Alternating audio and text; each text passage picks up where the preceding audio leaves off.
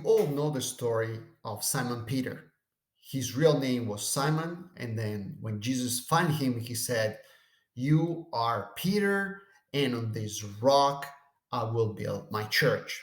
Why does Jesus call Simon Peter? Because Peter means rock. Let's take a brief look at the etymology of the word. So, Peter in English comes from the Latin Petrus, and Petrus is just the Latin transliteration of the Greek Petros. And Petros is a masculine proper noun coming from the common noun, Greek noun, Petra, which means stone or big rock.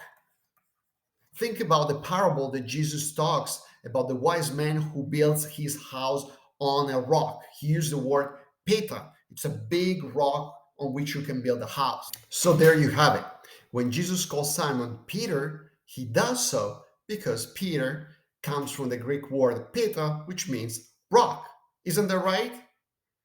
Of course it's not. Jesus could have not possibly called Simon Peter simply because Jesus was not speaking Greek.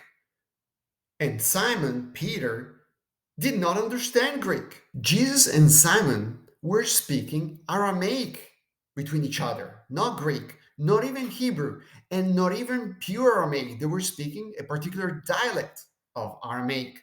So if Jesus had called Simon Peter, that would have not made any sense because the word Peter in Aramaic has no meaning. So there is no chance that Jesus ever called Simon Peter. Instead, he must have used the Aramaic word that means rock. And how do you say rock in Aramaic?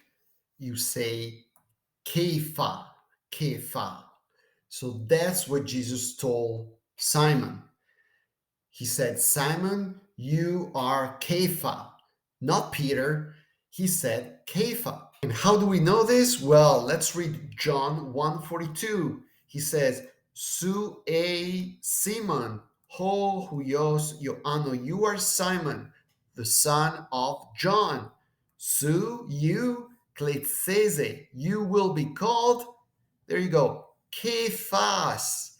Ho hermeneutai Petros, which is translated Petros. So John, who is writing specifically for a Jewish audience, knows that Peter's name is not Peter, is Kephas in Greek, which is the Greek transliteration of the Aramaic Kepha. Okay, and then in parentheses he adds, which is translated in Greek as Petros, but his Jewish name was Kepha. So we can safely conclude that ironically, Jesus never knew that his most trustworthy disciple, Simon Peter, was called Peter.